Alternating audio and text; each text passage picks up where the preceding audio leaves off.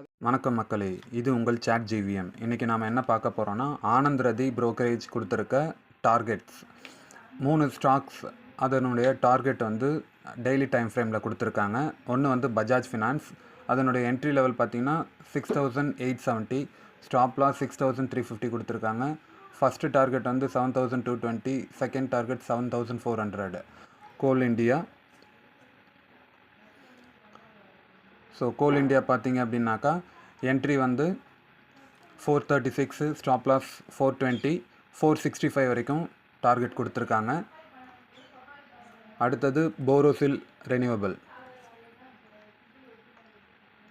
So Borosil renewable பார்த்தீங்கன்னா 530 entry, target 600.